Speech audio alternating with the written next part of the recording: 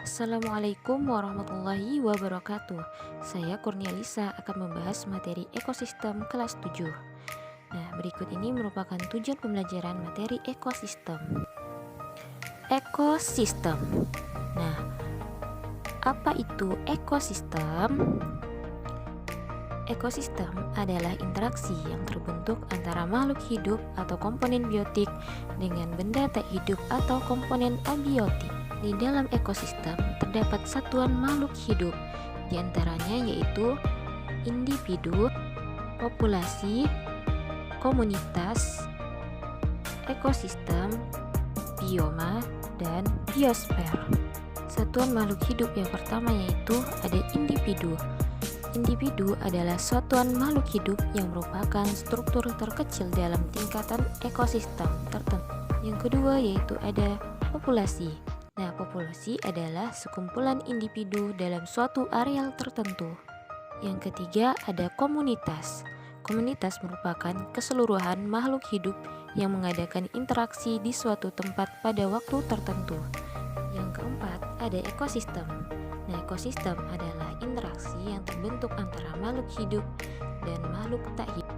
Yang kelima ada bioma. Bioma merupakan sebuah ekosistem besar yang terbentuk karena perbedaan letak geografis dan astronomis dengan flora dan fauna yang khas. Lalu yang keenam ada biosfer.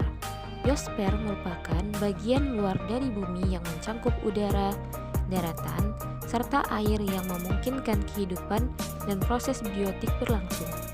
Biosfer juga dapat diartikan sebagai kumpulan semua ekosistem yang ada di selanjutnya yaitu ada komponen penyusun ekosistem. Suatu ekosistem tersusun atas komponen hidup atau biotik dan komponen tak hidup atau abiotik. Komponen biotik dan abiotik saling mempengaruhi dan saling berinteraksi. Yang pertama yaitu ada komponen biotik. Makhluk hidup di dalam komponen biotik dapat dibedakan menjadi 3 macam yaitu produsen, konsumen, dan dekomposer. Produsen berperan sebagai penghasil, konsumen berperan sebagai pemakan, dan dekomposer berperan sebagai pengurang. Yang selanjutnya yaitu ada komponen abiotik atau komponen tak hidup. Yang pertama yaitu terdapat suhu. Perbedaan suhu berpengaruh pada proses fisiologi maupun anatomi makhluk hidup. Yang kedua, air. Air dalam tubuh berperan sebagai pelarut. Ketersediaan air bervariasi di berbagai habitat.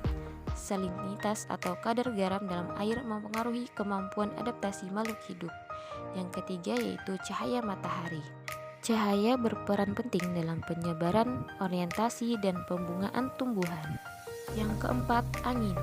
Angin memperkuat pengaruh suhu lingkungan pada organisme dengan cara meningkatkan hilangnya panas melalui penguapan dan konveksi. Yang kelima yaitu batu dan tanah. Tanah merupakan tempat hidup bagi semua makhluk hidup secara langsung atau tidak langsung. Tanah menjadi sumber makanan bagi makhluk hidup yang ada di atasnya. Terima kasih sudah menyimak video pembelajaran mengenai satuan makhluk hidup dalam ekosistem dan komponen penyusun ekosistem. Untuk kawan-kawan lebih banyak belajar lebih banyak lagi. Sampai ketemu di video pembelajaran selanjutnya.